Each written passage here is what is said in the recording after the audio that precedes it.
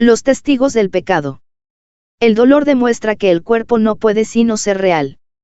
Es una voz estridente y ensordecedora, cuyos alaridos tratan de ahogar lo que el Espíritu Santo dice e impedir que sus palabras lleguen hasta tu conciencia. El dolor exige atención, quitándosela así al Espíritu Santo y centrándola en sí mismo. Su propósito es el mismo que el del placer, pues ambos son medios de otorgar realidad al cuerpo. Lo que comparte un mismo propósito es lo mismo. Esto es lo que estipula la ley que rige todo propósito, el cual une dentro de sí a todos aquellos que lo comparten. El placer y el dolor son igualmente ilusorios, ya que su propósito es inalcanzable. Por lo tanto, son medios que no llevan a ninguna parte, pues su objetivo no tiene sentido. Y comparten la falta de sentido de que adolece su propósito. El pecado oscila entre el dolor y el placer, y de nuevo al dolor. Pues cualquiera de esos testigos es el mismo, y solo tienen un mensaje: te encuentras dentro de este cuerpo, y se te puede hacer daño. También puedes tener placer, pero el costo de este es el dolor. A estos testigos se unen muchos más. Cada uno de ellos parece diferente porque tiene un nombre distinto, y así, parece responder a un sonido diferente. A excepción de esto, los testigos del pecado son todos iguales. Llámale dolor al placer, y dolerá.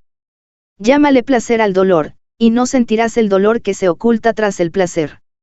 Los testigos del pecado no hacen sino cambiar de un término a otro, según uno de ellos ocupa el primer plano y el otro retrocede al segundo.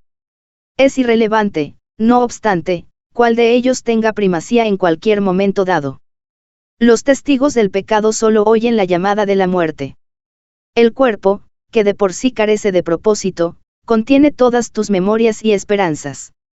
Te vales de sus ojos para ver y de sus oídos para oír, y dejas que te diga lo que siente.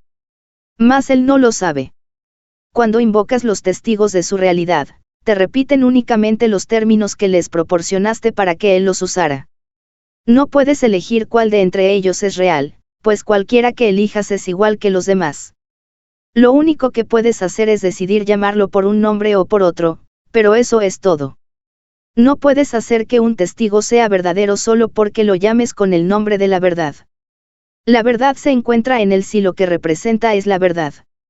De lo contrario, miente, aunque lo invoques con el santo nombre de Dios mismo.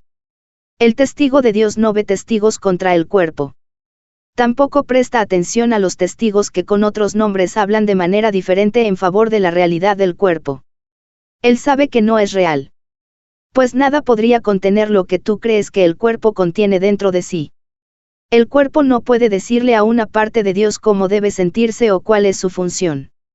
El Espíritu Santo, sin embargo, no puede sino amar aquello que tú tienes en gran estima. Y por cada testigo de la muerte del cuerpo, Él te envía un testigo de la vida que tienes en aquel que no conoce la muerte. Cada milagro que Él trae es un testigo de la irrealidad del cuerpo. Él cura a este de sus dolores y placeres por igual, pues todos los testigos del pecado son reemplazados por los suyos. El milagro no hace distinciones entre los nombres con los que se convocan a los testigos del pecado. Demuestra simplemente que lo que ellos representan no tiene efectos. Y puede demostrar esto porque sus propios efectos han venido a sustituirlos. Sea cual sea el término que hayas utilizado para referirte a tu sufrimiento, este ya no existe. Aquel que es portador del milagro percibe que todos ellos son uno y lo mismo, y los llama miedo. De la misma manera en que el miedo es el testigo de la muerte, el milagro es el testigo de la vida. Es un testigo que nadie puede refutar, pues los efectos que trae consigo son los de la vida. Gracias a él los moribundos se recuperan, los muertos resucitan y todo dolor desaparece. Un milagro, no obstante, no habla en nombre propio, sino solo en nombre de lo que representa. El amor, asimismo, tiene símbolos en el mundo del pecado. El milagro perdona porque representa lo que yace más allá del perdón, lo cual es verdad. Cuán absurdo y demente es pensar que un milagro pueda estar limitado por las mismas leyes que vino exclusivamente a abolir. Las leyes del pecado tienen diferentes testigos, y cada uno de ellos tiene diferentes puntos fuertes. Y estos testigos dan testimonio de diferentes clases de sufrimiento.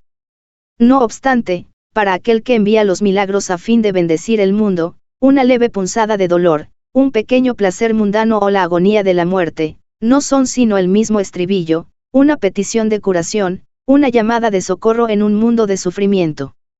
De esa similitud es de lo que el milagro da testimonio. Esta similitud es lo que prueba.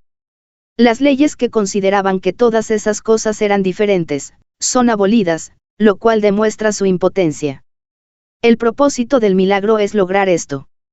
Y Dios mismo ha garantizado el poder de los milagros por razón de lo que atestiguan. Sé, pues, un testigo del milagro, y no de las leyes del pecado.